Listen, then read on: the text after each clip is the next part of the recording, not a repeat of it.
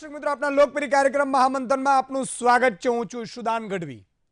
વાત કરીશું સંસદના સરવૈયા પાર્ટ 3 ની, જેમાં આજે વાત છે દક્ષિણ ગુજરાતના વિકાસની અને દક્ષિણમાં દબાયેલી જનતાની. દક્ષિણ ગુજરાતના નવસારી, ભરૂચ, સુરત, બારડોલી, વલસાડની બેઠક પર લોકસભાની ચૂંટણીને લઈને સંગ્રામ જામ્યો છે. વિકાસનો મુદ્દો હોય કે પછી હોય વિપક્ષનો મુદ્દો, આજે પણ દક્ષિણના કેટલાક વિસ્તારોમાં જનતા વિકાસથી વંચિત હોવાના દાવા થઈ રહ્યા છે. કેટલાક વિસ્તારોમાં હજુ પણ વીજળી પહોંચી નથી, તો કેટલાક વિસ્તારોમાં પીવાના પાણીની સમસ્યા છે. ત્યારે બેઠકો પર વિકાસનો મુદ્દો ચાલશે કે પછી સાંપ્રદાયિકતા રાજનીતિ ચાલશે? દક્ષિણ ગુજરાતના અંતરિયાળ વિસ્તારોમાં સાંસદોએ લોકોના પ્રાણ પ્રશ્નો ઉકેલ્યા છે કે કેમ? અહીંની જનતા સંતુષ્ટ છે કે નહીં, કે પછી સાંસદે માત્ર સત્તા જ ભોગવી છે? આ તમામ સવાલોના જવાબ મેળવીશું મહામંથનમાં સાંસદનું સરવૈયું પાર્ટ 3 માં મારી સાથે.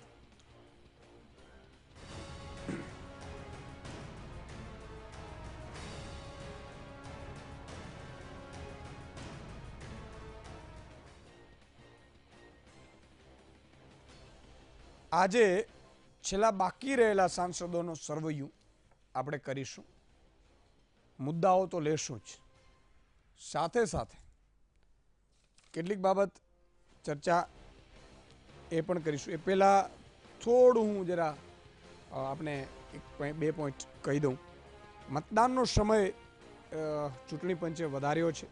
સવારે 7 થી સાંજે 6 સુધી મતદાન કરી શકાશે. એટલે જે આપણે લોકસભાની ચૂંટણી છે એમાં મતદાન નો સમય પણ વધાર્યો છે અને સારી વાત છે. મતદાનનો સમય વધારવું જોઈએ.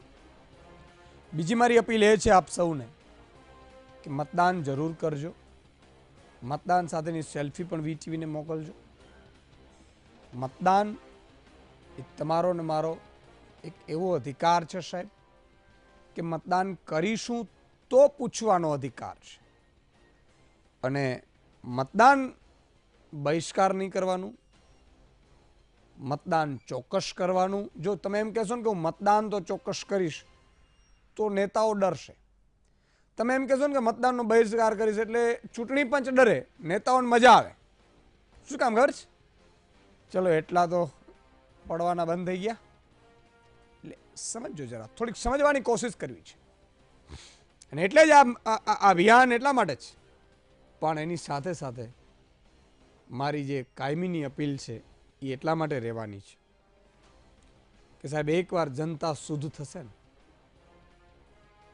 યથા પ્રજા યથા રાજા એવું કરવું છે. જનતા શુદ્ધ થશે, જનતા એક પણ રૂપિયો માંગવા વગર સાહેબ મતદાન આપશે ને અને મત કરશે ને, મત ચોક્કસ કરીશું. અને આપણે સોગંદ ખાશું, સોગંદ ખાવી છે કે મતદાન ચોક્કસ કરીશું, પરંતુ મતદાનનો એક પણ રૂપિયો પણ નહીં લઈએ.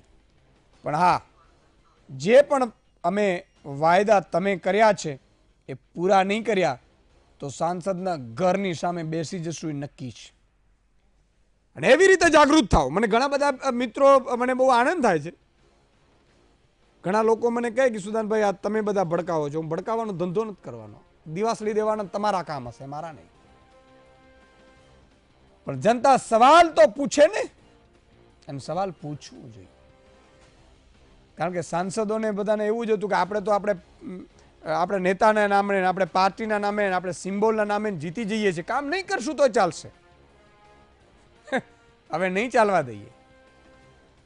આ સ્થિતિ ધીરે ધીરે બની રહી છે. મને બહુ મજા આવે છે. જનતા સવાલ પૂછે છે. સાંસદો અત્યારે મત માંગવા ભાજપ કોંગ્રેસના નેતાઓ જાય છે, પૂછે છે કે તમે શેના માટે આવ્યા છો? મત ચોક્કસ કરીશું, પણ તમે વિઝન શું છે તમારું? જ્ઞાતિની વાડી અમે અમારી રીતે બનાવી લેશું. લોકો કહે છે.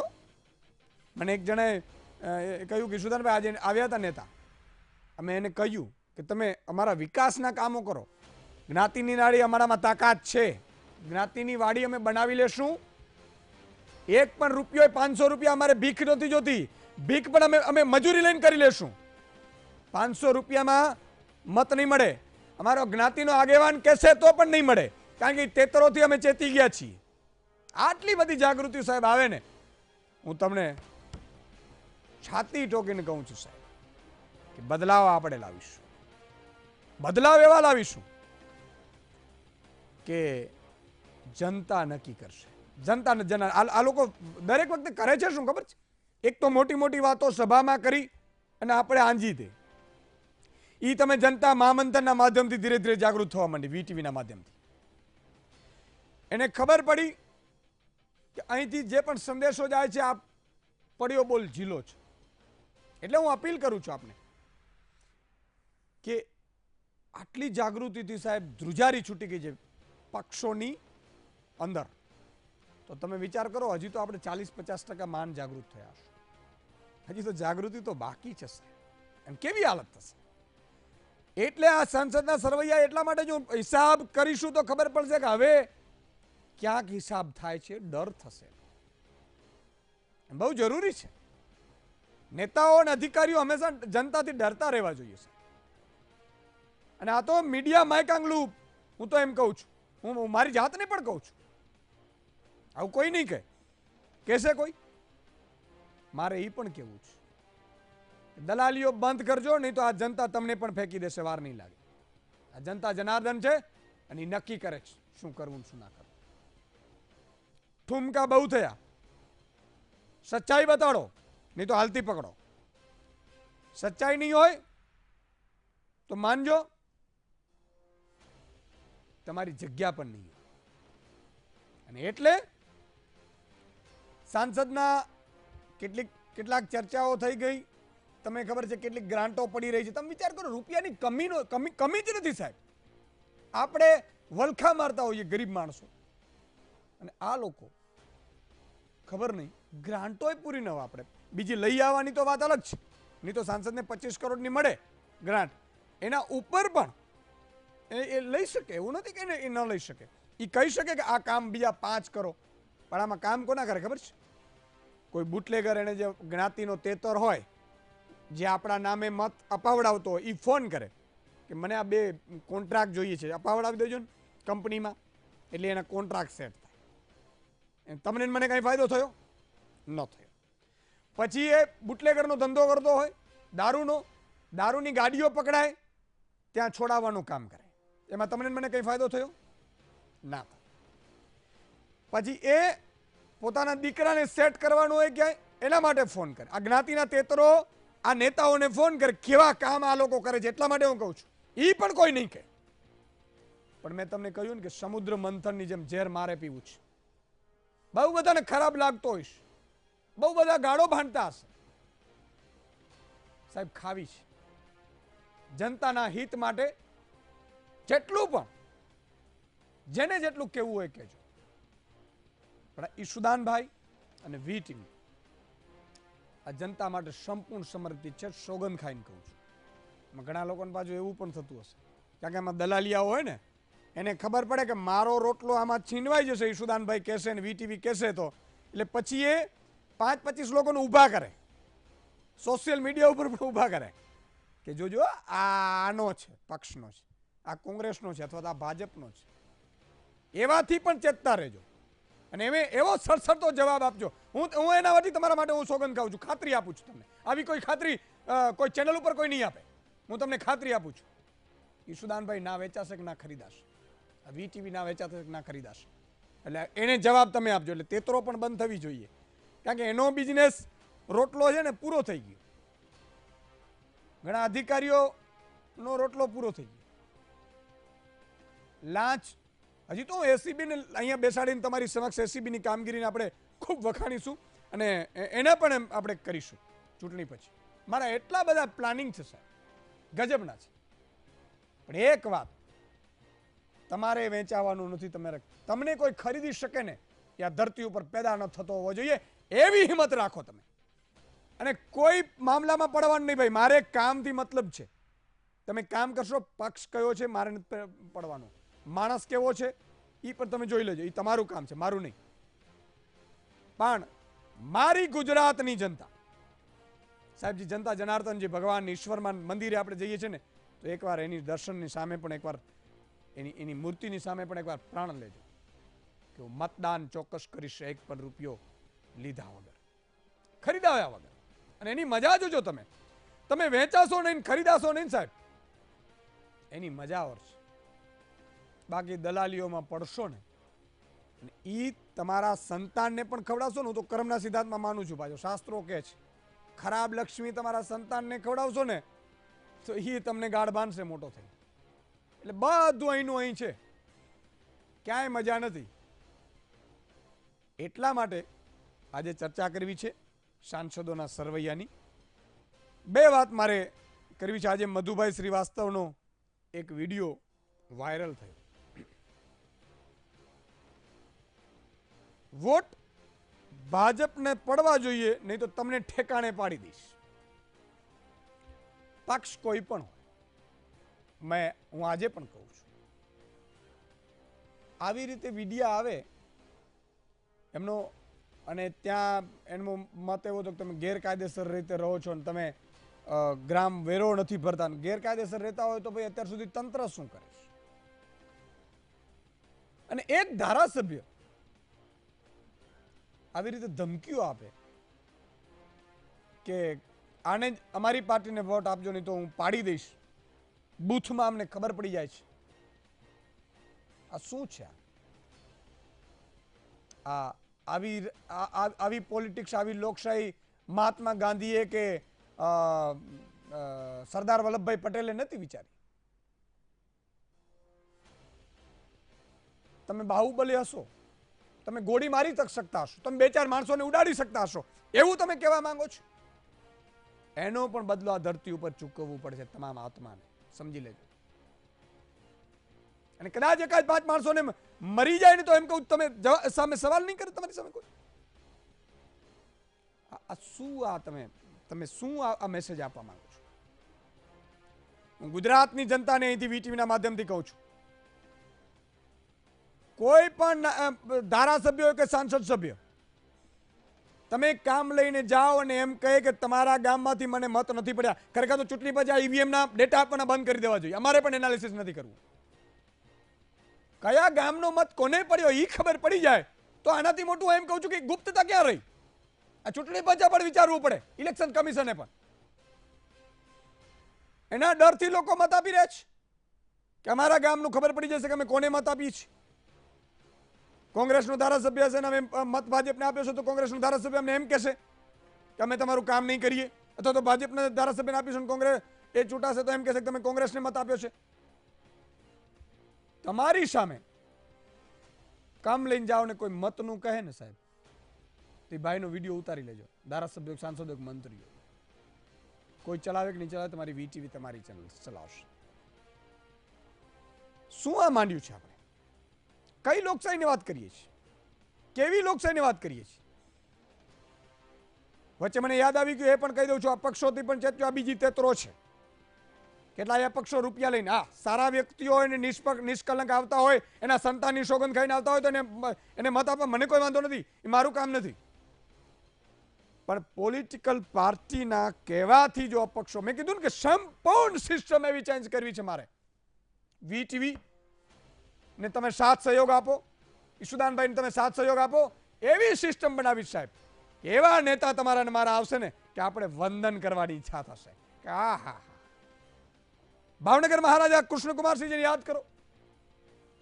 ભાવનગરના મહારાજાને હું એટલા માટે વારંવાર યાદ કરું છું કે ભાવનગરના મહારાજાના વિસ્તારમાં એ પાદરમાં કદાચ તમારી કોઈ પણ વસ્તુની, એ જનતાની ચોરી થઈ હોય વસ્તુની, અને જો 3 દિવસ કે 6 દિવસની અંદર જો એ વસ્તુ એ ભાવનગર મહારાજની પોલીસ શોધીને ન આપે તો એ ભાવનગર મહારાજના ખજાનામાંથી વસ્તુ આપી દેવાતી હતી. આવા મહારાજાઓને વંદન કરવું પડે સાહેબ. આ ગોહિલવાડ, એવી રીતે ગોંડલ મહારાજા હતા, મહારાજા સયાજીરાવ. તમે વિચાર કરો, આ તો અંગ્રેજોએ ઉપર રાખી દીધું હતું. હું એમ કહું છું કે લોકશાહી તો આનાથી પણ સુંદર હોવી જોઈએ. મારા રાજાશાહીમાં જો મારી વસ્તુ ખોવાઈ જતી હોય ને મને ના મળે તો, અત્યારે તો ખોવાઈ જાય એમાંથી 25% તો ક્યાંક બીજે વહી જાય. પેલા કેટલાક પાપ કરશો. પાપમાં ધર્મમાં ખબર પડે છે કે નહીં? ઘણા લોકો તો હિન્દુ ધર્મ ને મુસ્લિમ ધર્મ માને છે. ખરેખર તો પેલો ધર્મ તો આપણો મનુષ્ય ધર્મ છે. મનુષ્ય ધર્મ આપણે નિભાવીએ છીએ કે બૂચ મારવાના જ ધંધા કરીએ છીએ અને પછી 50-60ની ઉંમર થાય ને ત્યારે ભગવાનની નજર સામે બોકાસા મારતો હોય, ચીસો પાડતો હોય કે આ બહુ દુખે છે. પણ શું તે 50 વર્ષમાં તે કર્યું છે શું? ગામના મુંડન કરવાના જ કામ કર્યા છે ભાઈ. તે સારા કામ કર્યા હોય તો તને જલ્દી ઉપાડે ને. માફ કરજો, આ વસ્તુ મારાથી કહેવાઈ જાય છે એટલા માટે કે તમે એનું જો ખરાબ કરીશું તમારી મારી ભાવિ પેઢી માટે પણ ખરાબ છે, તમારા મારા માટે પણ ખરાબ છે. ને એટલે હું કહી રહ્યો છું. રમણભાઈ પાટકરનો પણ પેલા મત આવ્યો હતો વિડીયો કે અમારી આઈબી ફરી રહી છે. તમે કોને મત આપશો એ ખબર પડી જશે. આવી રીતે ક્યારેય ભાજપ કે કોંગ્રેસ ન જાય, હું અપીલ કરું છું. અને પાર્ટી પણ સ્ટેન્ડ લે. ભાજપ પાર્ટીના આવા ગુણ નથી. કદાચ સરકાર રે કે ન રે, સત્તા આવે કે ન આવે, ક્યારેય સિદ્ધાંતમાં નીચે નહીં ઉતરવાનું સાહેબ. જિંદગીમાં પણ હું તમને કહું છું, આ ખોરિયામાં શરીરમાં પ્રાણ રે કે ન રહે, તમારી ખાનદાનીથી નીચે પડવાનું નહીં ક્યારેય. અને એ જિંદગી જીવવાની મજા છે. માય કાંગડાની જેમ તો આખા દુનિયા જીવે છે. છોડી દેવાનું, શું ફેર પડે?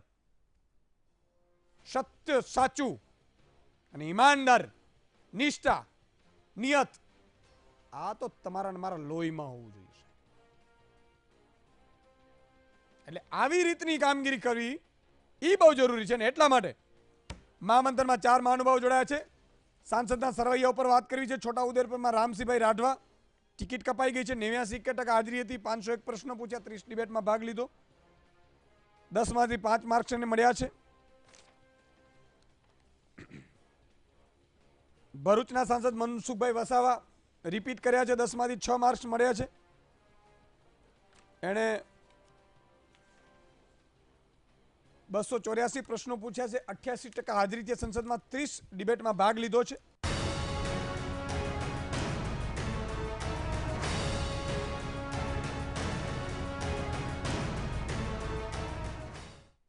નદી પર ભરૂચ ખાતે કેબલ બ્રિજ નિર્માણ અને ઔદ્યોગિક વિકાસમાં એમની ભૂમિકા રહી છે. આદિવાસીઓનો વિકાસ મંથર ગતિએ છે એ એક વણ વપરાયેલી છે. 2.42 કરોડ રૂપિયા વણ વપરાયેલા પડ્યા છે. 94% ગ્રાન્ટ વપરાણી છે. આમની ગ્રાન્ટ કેટલી વપરાય છે? છોટાઉદેપુરમાં 90%, 1.38 કરોડ વપરાયેલી વગર રહી છે. બારડોલી પ્રભુભાઈ વસાવા ભાજપે રિપીટ કર્યા છે. 78% હાજરી. સંસદમાં 273 પ્રશ્નો પૂછ્યા છે. ડિબેટ 19 કરી છે. શેરડીના સળગતાઓ હતા પણ વચ્ચે પાકિસ્તાનથી ખાંડ ખરીદાઈ હતી એટલે એમણે એ પ્રશ્ન ખરેખર ઉઠાવવો જોઈતો હતો. મને નથી લાગ્યું કે આમાં એમણે પૂછ્યું છે. ખાંડ ખરીદીમાં ગેરરીતિઓ સામે અવાજ એમણે ચોક્કસ ઉઠાવ્યો હતો. 46 લાખ પડ્યા રહ્યા છે એમના પણ. કદાચ કામોમાં હશે તો બની શકે. સુરત દર્શનાબેન જરદોશ 10માંથી 10 માર્ક. એમની કામગીરી ખૂબ સારી રહી છે. 84% હાજરી. 351 પ્રશ્નો. 75 ડિબેટમાં ભાગ લીધો છે. સુરતમાં ઇન્ટરનેશનલ એરપોર્ટ સહિતના કામગીરીમાં એમણે કામગીરી કરી છે. નવસારી સાંસદ CR પાટીલ 5.58 લાખથી મતથી જીત્યા છે પણ એમને 10માંથી 6 માર્ક્સ મળ્યા છે. મુંબઈ વડોદરા એક્સપ્રેસ દુરંતી ટ્રેનોમાં ટિકિટ ફાળવણીના પ્રશ્નો પૂછ્યા. દાંડી હેરિટેજ.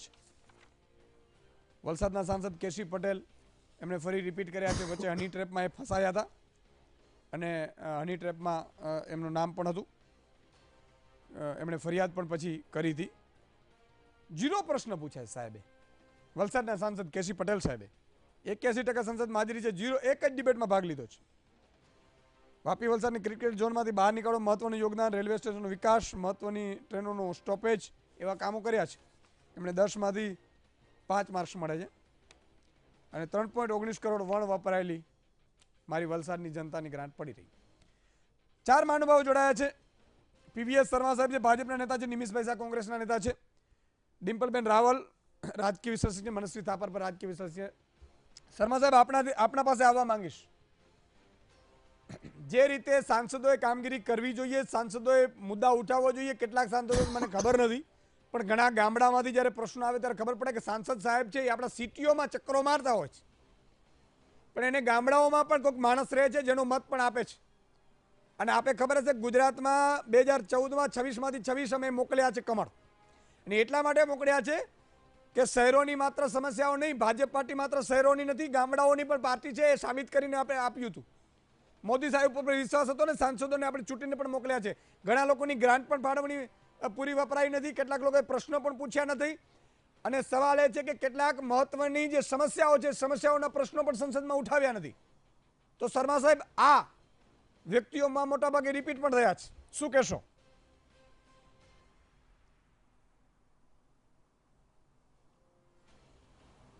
નમસ્કાર ઈશુદાનભાઈ. નમસ્કાર.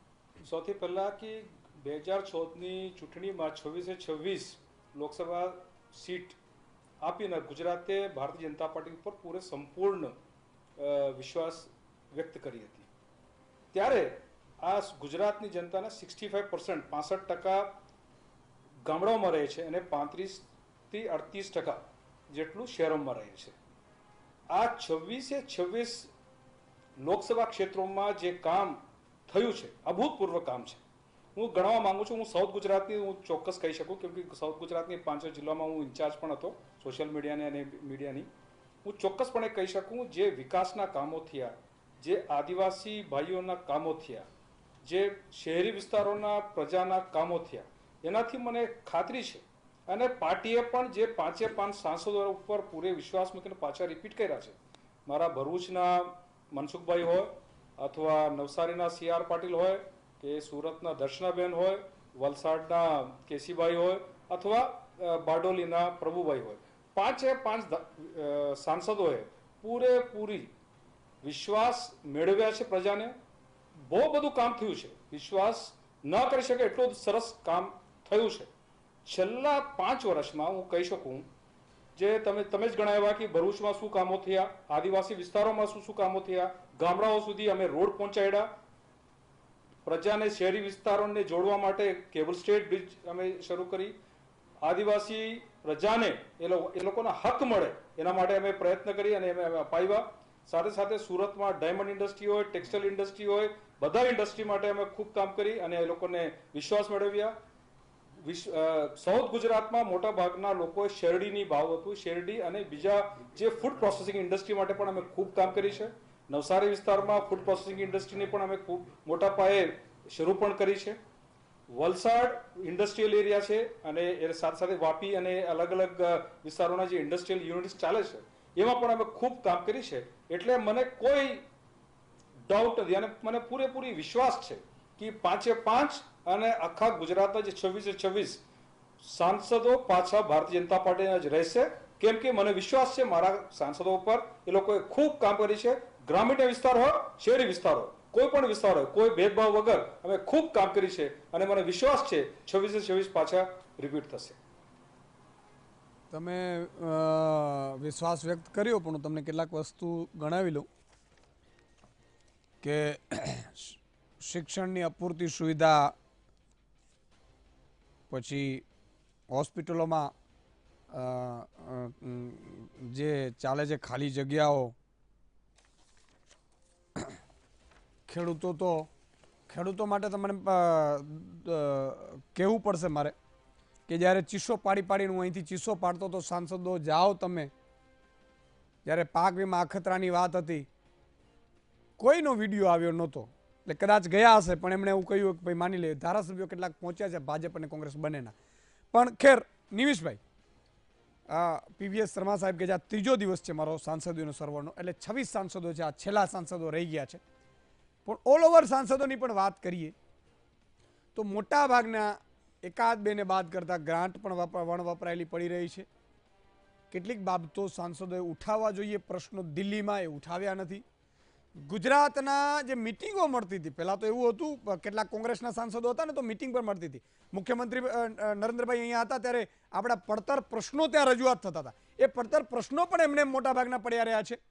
તો એક મને સવાલ થાય છે કે મોસાળે જમણવારો હોય ને મા પીરસનારીઓનો અર્થ શું એમ? એટલે ભાણે ભૂખ્યો રે દીકરો, આ પણ એક છે. સમગ્ર ગુજરાતમાં 2014માં હું પ્રજાની જે અદાલત છે ઈશુદાનભાઈ, એને વંદન પણ કરું છું. એવું નથી કે પ્રજા જાગૃત નથી. 2014માં ગુજરાતમાં નરેન્દ્રભાઈ જ્યારે એક પ્રધાનમંત્રી તરીકે પ્રસ્થાપિત હતા અને એમને એમ કહ્યું હતું કે હું પ્રધાનમંત્રી છું, હું ચોકીદાર છું, હું સેવક છું, ત્યારે ગુજરાતમાં કોંગ્રેસ અને ભારતીય જનતા પાર્ટીને જે મતોનું ધ્રુવીકરણ હતું એમાં 84 લાખ મત માત્ર કોંગ્રેસને મળ્યા હતા. ભારતીય જનતા પાર્ટીને 1,41 લાખ મત મળ્યા હતા.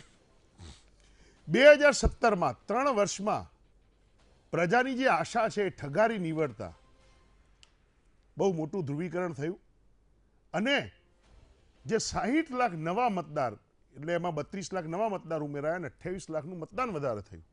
એ 60માંથી માત્ર 6 લાખ મત ભારતીય જનતા પાર્ટીને મળ્યા, એટલે 1,41 જગ્યાએ 1,47 લાખ થયા અને બાકીના મત કોંગ્રેસને મળ્યા. એટલે પ્રજાને ભારતીય જનતા પાર્ટી બેવકૂફ સમજતી હોય, એમની ગ્રાન્ટો ના વપરાતી હોય, એમના પ્રસિદ્ધિ પાછળના અનાપ શનાપ ખર્ચા, એમના પ્રચાર માધ્યમના અનાપ શનાપ ખર્ચા, જાકમજોડ, કમલમ કાર્યાલયોની જાકમજોડ જુઓ, એમનો વૈભવી ઠાઠ જુઓ, એમના પહેરવેશથી માંડી એમની ચૂંટણી પ્રચાર સમિતિમાં આખા ગુજરાતમાં ઓન એવરેજ ભારતીય જનતા પાર્ટીની કેટલા ટકા ગ્રાન્ટો પડી રહી છે. તો એ ગ્રાન્ટોનું શું કરે છે આ નેતાઓ? ભાષણ અને પ્રચારમાંથી નવરા થઈને થોડું ભારતીય જનતા પાર્ટીના લોકોએ થોડું જો મતો તમને આપ્યા છે, આટલા હૃદયથી આપ્યા છે, તો એ મતો કેમ પ્રજા એમ કહે છે કે અમારા મતો ક્યાં ગયા? એ પ્રશ્ન પૂછે છે. બીજી વાત કરું છું, શિક્ષણ ક્ષેત્રે મારો બહુ ગામડા સાથે નાતો છે, હું ગામડાનો માણસ છું. ઈસુદાનભાઈ પ્રાઇમરી સ્કૂલોમાં, ખાસ કરીને આદિવાસી ક્ષેત્રોમાં અને દલિત વિસ્તારોમાં, ગામડાઓમાં, ખેડૂતોમાં, ઓબીસીમાં, ત્યાં તમે ઓન એવરેજ જોજો 3 વિષયના શિક્ષક નહીં હોય. ગણિતના નહીં હોય, વિજ્ઞાનના નહીં હોય ને અંગ્રેજીના નહીં હોય.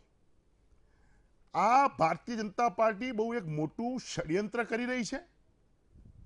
કેમ તમે આ ઓબીસી, એસસી, એસટી અને ગ્રામીણ પ્રજા, ખેડૂતો ત્યાં સગવડો પણ રહે છે, તો એ પ્રજાને શું તમે અબૂધ રાખવા માંગો છો? એમને તમે મુખ્ય ધારામાં લાવવા નથી માંગતા? કેમ એમને અંગ્રેજી શિક્ષકથી પછાત, કેમ વિજ્ઞાનના શિક્ષક ના હોય, કેમ ગણિતના શિક્ષક નથી હોતા? આ બધા પ્રશ્નો છે. જે સુરતની વાત કરે છે, સુરતમાં ડાયમંડ ઇન્ડસ્ટ્રીમાં ગજબ મંદી ચાલી રહી છે. ટેક્સટાઇલ ઉદ્યોગ ડચકા ખાઈ રહ્યો છે અને જે આ સરકાર રોટી કપડા મકાનની વાત કરતી હતી, રોટી કપડા મકાન ઉપર તો કોઈ સરકારોએ ટેક્સ લીધો. એ સરકાર, આ સરકારે રોટી કપડા અને મકાન ઉપર પણ 5% જીએસટી રાખ્યો છે. મનસ્વીજી, થોડુંક તમને એક અલગ પ્રકારનો પ્રશ્ન પૂછવો છે. ડિમ્પલબેનને બીજું સરવૈયાનું પૂછી લઈશ. હમણાં બંને નેતાઓએ કહ્યું કે ભાઈ કામ કર્યું છે ને આમણે કહ્યું કે કામ નથી કર્યું ને તકલીફ છે ને ભાઈ ગામડામાં પણ આ પ્રશ્ન છે ને શહેરોમાં પણ પ્રશ્ન છે ને સુરતની ડાયમંડ ઇન્ડસ્ટ્રી, છતાંય ચૂંટાય છે ભાજપ. મારે થોડું સમજવું છે શું કારણ હોઈ શકે? यशोदान भाई, पहले तो जो सवाल है ना, ये सवाल गलत है. सवाल आपने पूछा इसलिए गलत नहीं है, ये सवाल इसलिए गलत है क्योंकि नेताओं से अगर हम एक्सपेक्ट करें कि पार्लियामेंट में जाके वो सवाल पूछेंगे तो ये बहुत बड़ा प्रश्न उनके ऊपर है, हमारे ऊपर है, क्योंकि जो जनता का सोचते हैं वो सवाल पूछेंगे ना. जिनको जनता से लेना देना ही नहीं है, जिनको सिर्फ एक बार वोट लेके 5 साल के बाद गायब हो जाना है, वो 0 क्वेश्चन पूछ सकते हैं. वो बिना क्वेश्चन के आंसर दे सकते हैं कि हमारे पास कोई सवाल नहीं है. और देखिए, दोनों पार्टियों का ना एक फिक्स रहता है. जो पार्टी सरकार में होती है वो बोलती है कि बहुत बढ़िया सिनेरियो है, राम राज्य है, सब कुछ खुश है, सब लोग खुश हैं, उनकी अलग भक्ति चलती है. और जो लोग पार्टी में नहीं होते, सरकार में नहीं होते, उनका सवाल प्रश्न पूछने का बनता है, उनको सब कुछ गलत लगता है. पर जो असली बात यह है कि लोग खुश हैं, लोगों के जवाब मिल रहे हैं, लोगों को एक कंफ्यूजन स्टेट में डाल देते हैं. आप क्या कर देते हो, एक व्यक्ति वर्सेस दूसरा व्यक्ति रख देते हो, लोग उसमें गायब हो जाते हैं. आप जातिवाद में डिवाइड कर देते हो, आप विकास की बातें भूल के चौकीदार वर्सेस चोर में लगा देते हो. तो इसमें जो सवाल आ जाते हैं, लोग कंफ्यूजन हो गए. आज हमारे देश को बेरोजगारी से कैसे हटाना है, किसानों को सही दाम कैसे दिलाना है, उसकी लड़ाई होनी चाहिए. इसकी कोई भी बात नहीं करता. और 2014 का जो इलेक्शन था ना, वो अनोखा इलेक्शन था. इस इलेक्शन की खासियत ये थी, एमपी कैंडिडेट कहीं से कोई भी खड़ा हो, बीजेपी का, सीधा वोट जाता था प्रधानमंत्री नरेंद्र मोदी जी के चेहरे पे. और हमारे देश का जो कॉन्स्टिट्यूशन है वो इसको अलाउ नहीं करता। हमारे देश में प्रेसिडेंशियल फॉर्म ऑफ इलेक्शन नहीं है कि 1 person versus second person, 2 party form नहीं है।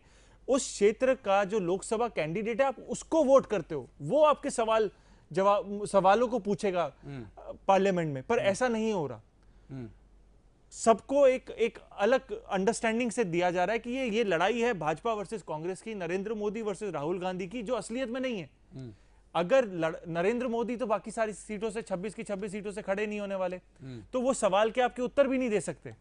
एक फेमस फिगर आपकी पार्टी में जरूर है, दूसरी पार्टी में भी फेमस फिगर जरूर है, पर जवाब तो आपका लोकसभा कैंडिडेट देगा जो वहां से क्षेत्र से खड़ा होगा।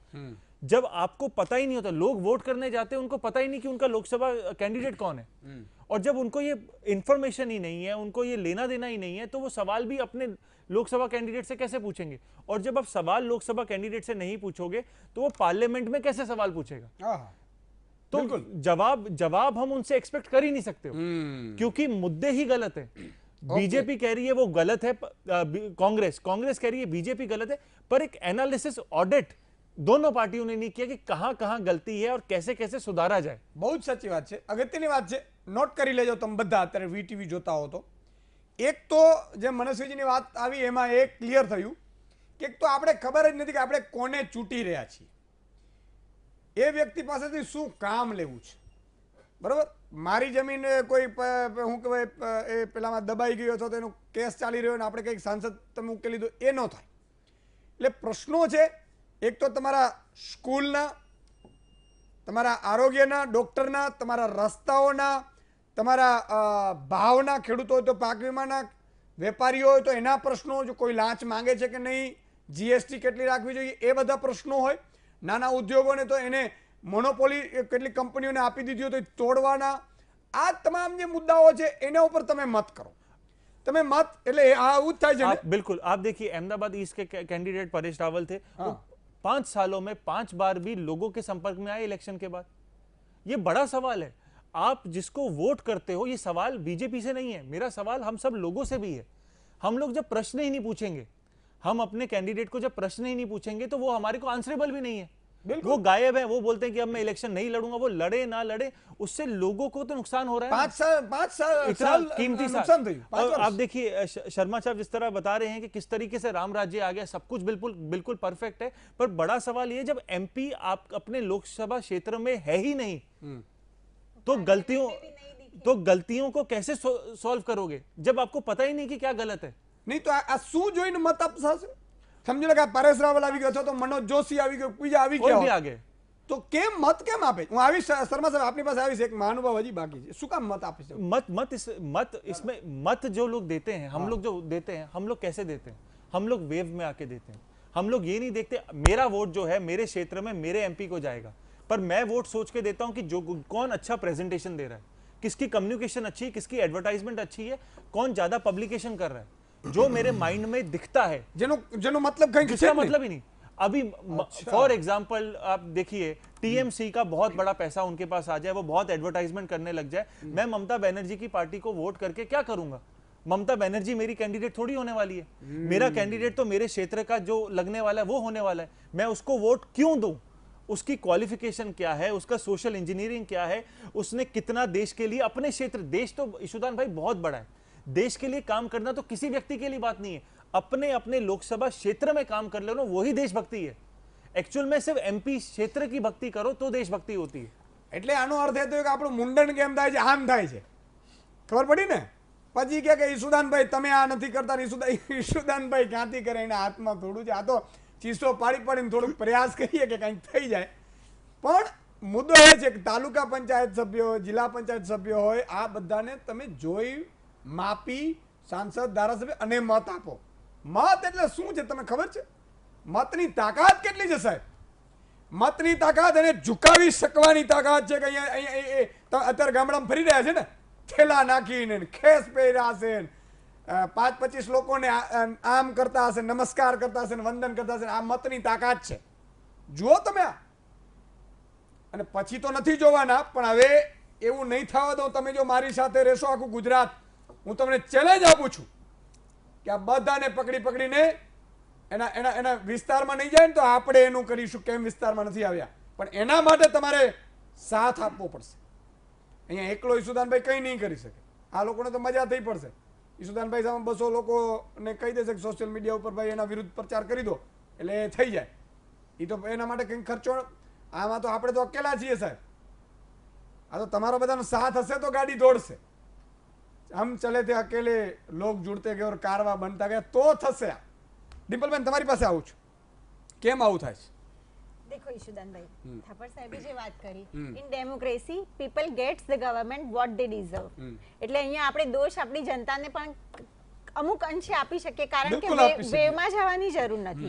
એમને એમના લોકલ એરિયામાં જે કેન્ડિડેટ મળી રહ્યા છે એમની અવેલેબિલિટી શું છે, એમનું સોશિયલ એન્જિનિયરિંગ શું છે, એમની રીચ શું છે, બરાબર, એ જે મુદ્દા, એ જ પ્રશ્નો જે છે પાર્લામેન્ટમાં જઈને ઉઠાવવાના છે.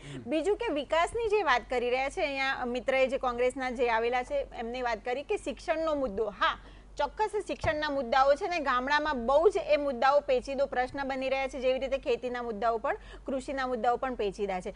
કારણ કે શિક્ષણ, પાયાનું શિક્ષણ જો વ્યવસ્થા સુધારી નથી શકતા, સ્માર્ટ સિટીની વાત કરીએ છીએ, હું તો એવું કહું છું કે સ્માર્ટ વિલેજ પણ બનવા જોઈએ. કારણ કે ગાંધીજીએ જે વાત કરેલી હતી કે અસલી ગુજરાત તો આજે પણ, અસલી ભારત તો આજે પણ ગામડાઓમાં વસી રહ્યું છે. ફક્ત આપણે શહેરને મોડેલ બનાવી રહ્યા છે ને. વિકાસની જો વાત કરીએ તો વિકાસ તો સતત ચાલતી પ્રક્રિયા છે.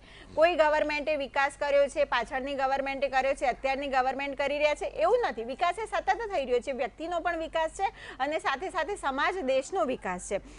જેમ આપણે સાઉથનું આજે સર્વેયું કરી રહ્યા છે ને મધ્ય ગુજરાતનું, તો સાઉથની વાત કરીએ કે ત્યાં વિકાસ, જેમ 1960માં જ ગુજરાત અલગ થયું એ વખતે 8મા ક્રમે હતું ને 1990-95 થી એ પહેલા બીજા ક્રમે રહ્યું, તો એ વિકાસ નથી. વિકાસ થઈ રહ્યો છે ને થયો જ છે.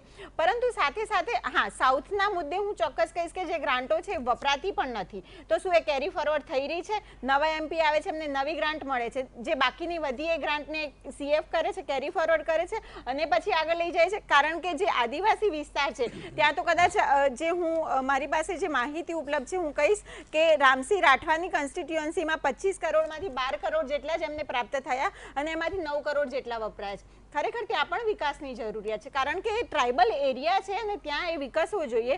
બીજું કે સાઉથ કોરિડોર, સાઉથની વાત કરીએ, સાઉથ ગુજરાતની, તો એ એક આદર્શ કોરિડોર છે ઈશુદાનભાઈ. કારણ કે ત્યાં રેલવે બ્રોડગેજ લાઇન પહેલેથી જ એને વારસામાં મળેલી છે, રોડ પણ નેશનલ હાઈવે પણ મળેલા છે, બોર્ડર છે, ત્યાંથી લેબર પણ એમને સસ્તા આવેલા, એટલે ઇન્ડસ્ટ્રીઝ એરિયા ડેવલપ થવા માટેને અનુકૂળ વાતાવરણ છે જ. પરંતુ મુદ્દા સસ્ટેનેબલ ડેવલપમેન્ટના, ફક્ત વિકાસની વાત ના કરીએ, સમાજ સાથેનું તાદાત્મ્ય કેવી રીતે બેસે છે, કારણ કે સસ્ટેનેબલ ડેવલપમેન્ટ હોવું જોઈએ. નર્મદા સુકાઈ રહી છે, આપણે ડેમની ઊંચાઈ વધારી રહ્યા છે, પણ ત્યાં 65 કિલોમીટરનો વિસ્તાર નર્મદાનો જે છે દરિયો અંદર ઘૂસી રહ્યો છે.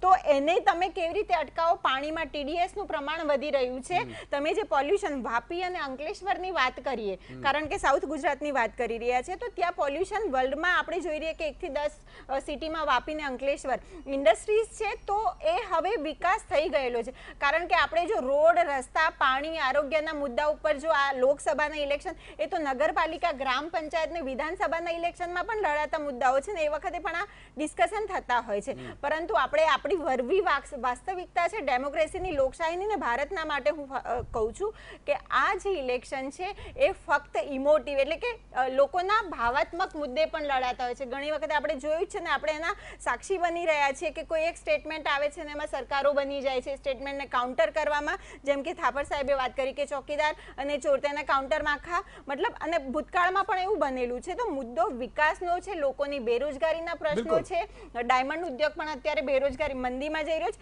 એના માટે થઈને તમે કેવા પગલાઓ લઈ રહ્યા છો એ લોકો, પ્રજા માટે અત્યારે, અને સરકાર, ચોક્કસ સરકાર પોતાના પ્રયત્નો કરી રહી છે. કદાચ એના પરિણામો આજે નહીં, આવતીકાલે નહીં, ભવિષ્યમાં મળશે. જેમ કે ગુજરાતની જે જન્મ થયો એ પછી અત્યારે આપણને મળી રહ્યા છે એના સારા પરિણામો, કે પહેલા ને બીજા સ્થાને આપણે આવી રહ્યા છીએ. બિલકુલ. એટલે હવે તમારે એક વાત મારે એ નવી એ પણ આપણે જાણવા મળી કે એક તો કોંગ્રેસ અને ભાજપે સાંસદો જે હોય, બંને પ્રતિનિધિઓનું કહું છું, તમારા સાંસદોને એવું કહેજો કે એ જિલ્લાના કયા પ્રશ્નો ઉઠાવશે એના પણ વચનો આપે. ભાઈ રાહુલ ગાંધીએ આપ્યા છે ઓલ ઓવરના, તમારી સરકાર ન આવી તો, અથવા તો ભાજપ કહે કે અમે આમ કરી દઈશું, તમારી સરકાર ન આવી તો. ભાઈ તમારી સરકાર ન આવે પણ જે સાંસદો હોય, માની લો કે તમે રાજકોટનો સાંસદ હોય અથવા તો અમદાવાદનો સાંસદ હોય, તો અમદાવાદના સાંસદ શું કામ કરશે 20 એના લખો તમે. ઈ 20 પ્રશ્નો લઈને જાઓ તમે કે તમારી સમસ્યા આ છે, આ 20 પ્રશ્નો હું સાંસદ બનવાથી 5 વર્ષમાં ઉકેલ લાવીશ, 40 પ્રશ્નો હું ઉઠાવીશ, એવું તો કોઈ કહેતું નથી. તમને ભાજપના કે કોંગ્રેસના અમારે છૂટવા શું કામ? આ મુદ્દા ઉપર આવી છે વિરામ બાદ તમને ફોન લાઈન પણ ખોલીશું. મિત્રો ફરીથી આપનું સ્વાગત છે. ટર્ન બાય ટર્ન આપણે ફટાફટ લઈ રહ્યા છીએ અને શરૂઆત શર્મા સાહેબથી કરી હતી ને. શર્મા સાહેબ ફરીથી આપની પાસે આવું છું. 1.5 મિનિટ છે આપણી પાસે. ખરેખર સાંસદોએ પણ પોતાનો વિઝન બતાવવું જોઈએ એવું નથી લાગતું? જી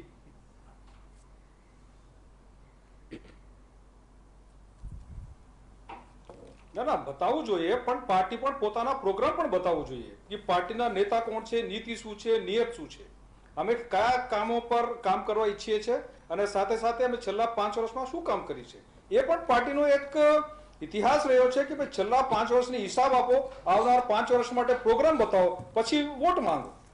સાહેબ હું એક વસ્તુ કહેવા માંગુ છું ઈસુદાનભાઈ, અમે વિકાસના મુદ્દા પર અમારા હિસાબ આપીને મુદ્દા બનાવીને એને લડવા ઈચ્છીએ છીએ, પણ પરંતુ કોંગ્રેસ શું કરે છે?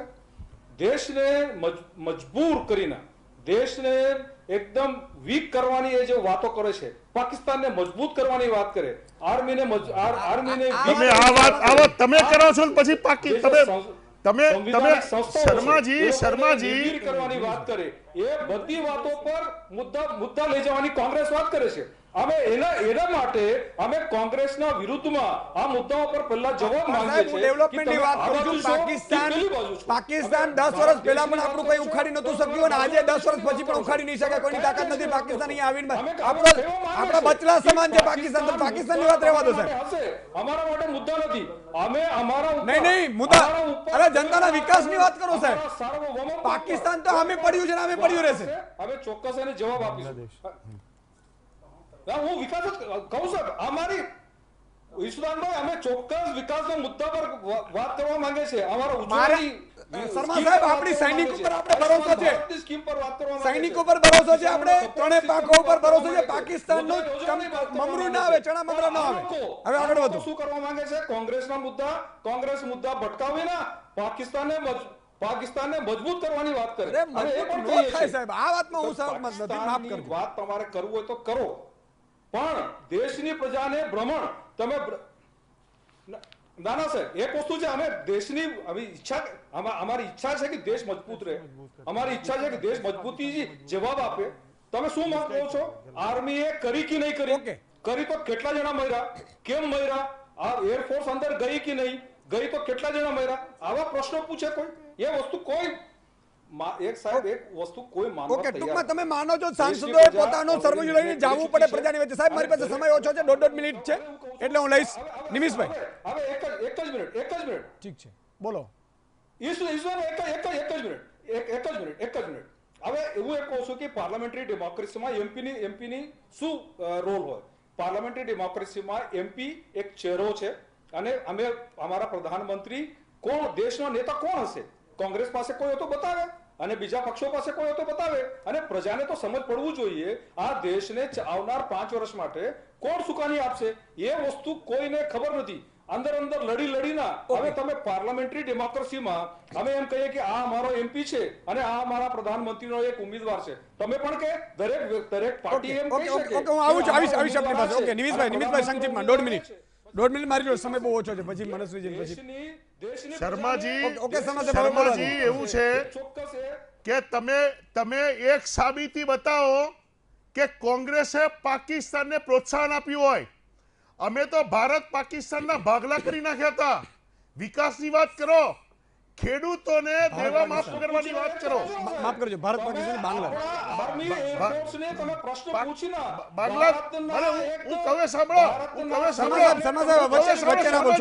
તમે બોલતા વચ્ચે નથી બોલતો. તમે બોલતા નથી બોલતો. શર્માજી તમે નથી બોલતો.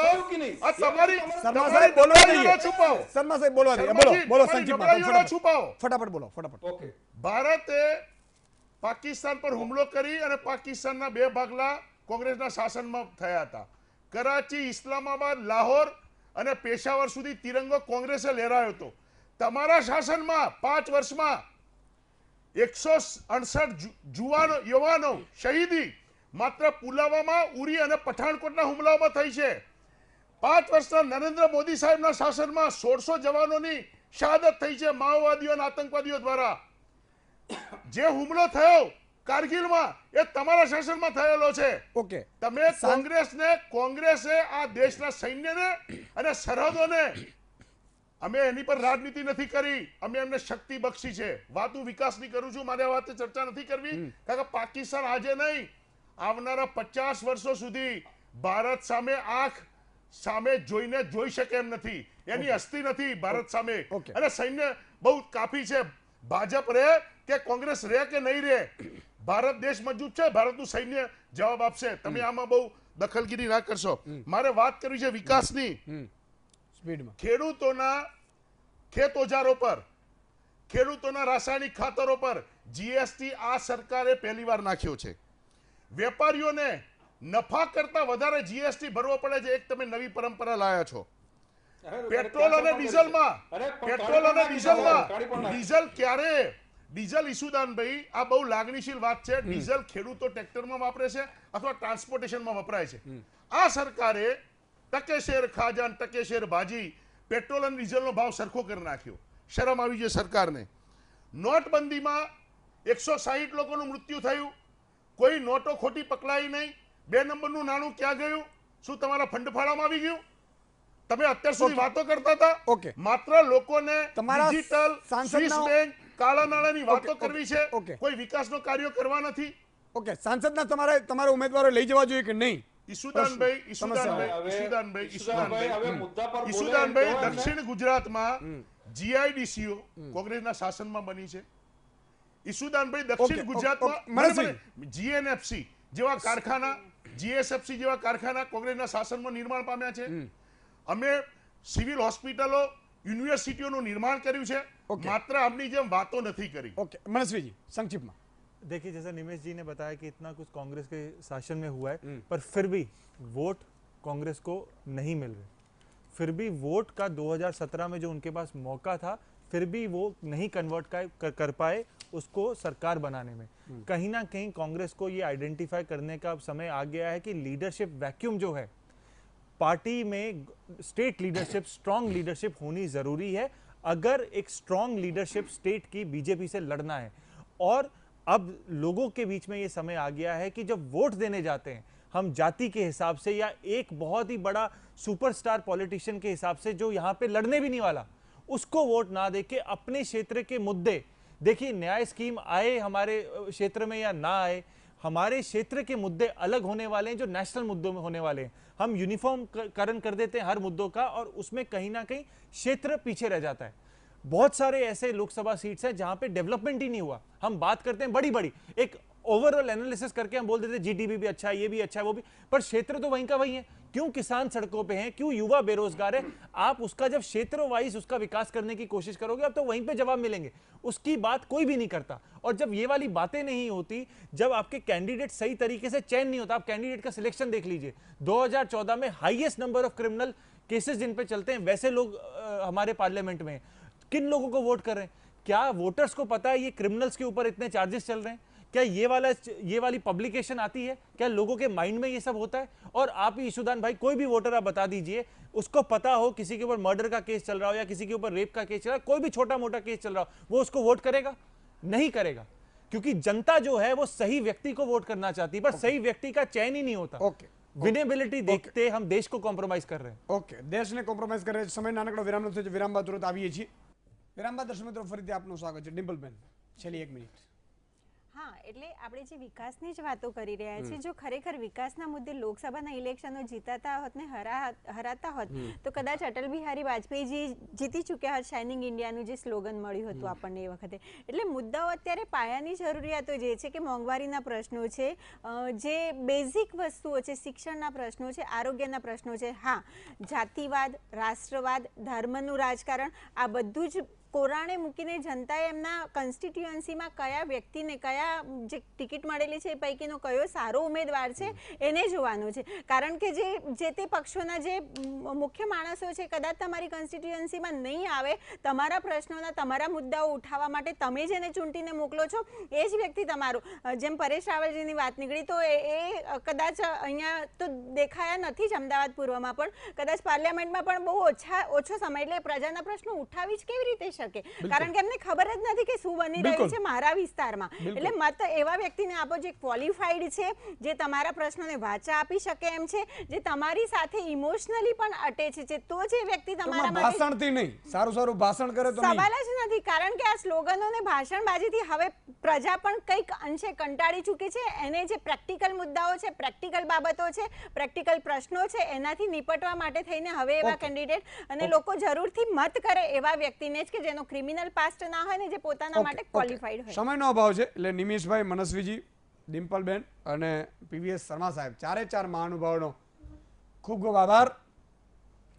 દર્શક મિત્રો, ફોન લાઈન ખોલવાનો વિચાર હતો, સમય પૂરો થઈ ગયો, નહીં ખોલ્યું, પણ આવતીકાલે રવિવાર છે, વિચાર કરું છું રવિવારે મહાપોલ આપણે કરીશું. હું રવિવારે પણ આવીશ હવે, એટલે તમારે બધાએ આવતીકાલે પણ ગોઠવાઈ જવાનું છે ટીવીની સામે. અને એક મારી અપીલ અગેન છે, મતદાન જરૂર કરજો. અને હા, હવે નવું કે જે સાંસદો આવે ભાજપ કોંગ્રેસના, એને કહેવાનું કે ભાઈ કઈ સમસ્યાઓ તમે અમારી ઉકેલ લાવી શકશો એના ઉપર વાત કરો. આપણે કોઈ એવા જાગ જમોડમાં પડવાનું નથી, કોઈ એવા મોટા ભાષણોમાં પડવાનું નથી. ભારત પાકિસ્તાન જો આજે પણ કહું છું, પાકિસ્તાનની ચણા મમરાય ન આવે આપણી પાસે. આમ અત્યારે પોતે ભીખ માંગી રહ્યું છે બધા, એટલે પાકિસ્તાનની કોઈ આવે નહીં. એટલે આપણે આપણા સાંસદને પૂછવાનો કે ભાઈ તમે 20 અમારા કામો મોટા શું કરી શકશો, લખીને આપો. પેલા 6 મહિનામાં આટલા, પેલા 4 મહિનામાં આટલા, પછી અમારા આ 3 પ્રશ્નો છે એ તમે સંસદમાં ઉઠાવશો કે કેમ. આ તમામ મુદ્દાઓ ઉપર તમે મતદાન કરજો, મજા આવશે. બાકી તમને જેમ અનુકૂળ હોય, કારણ કે આ તો તમારા વિષય છે, તમારા અંદર આત્માને કે અથવા તો કોઈ તેતર કે તોય તમે આપો તો મને કંઈ વાંધો નથી. આ તો મારી ફરજ છે, જેમ જેમ નવા વિચાર આવતા જાય છે ને હું નિમિત્ત બનું છું. મેં કહ્યું એમ કરાવનાર કદાચ ભગવાન હશે, માતાજી હશે, બાકી આપણે તો માત્ર નિમિત્ત છીએ. આવતીકાલે મળીશું. કદાચ મહાપોલ ઉપર મારું પ્લાનિંગ છે, જો ડેટા આવી ગયા તો કઈ બેઠક ઉપર શું મત છે લોકોનું, પત્રકારોનું, જનતાનો, એવું હોય તો 1.5 કલાક કરીશું, તમારી ઈચ્છા હશે. એટલે આવતીકાલે ગોઠવાઈ જશો કઈ બેઠક પર કોણ જીતી શકે છે એના ઉપર કદાચ આપણે પ્લાનિંગ છે તો એ કરીશું. સોમવારે સવારથી જ વીટીવી કોન્ક્લેવ કરી રહ્યું છે, એટલે તમામ નેતાઓ પાસેથી આપણે જવાબ લેશું. સવારે 9 વાગ્યાથી સાંજે 7 વાગ્યા સુધી એ કોન્ક્લેવ પણ ચાલશે. એટલે આપણી ચેનલ પ્રયાસ કરે છે તમારા મુદ્દાઓ ઉઠાવવાની, અને તમારો સહયોગ એમાં બરકરાર રહે.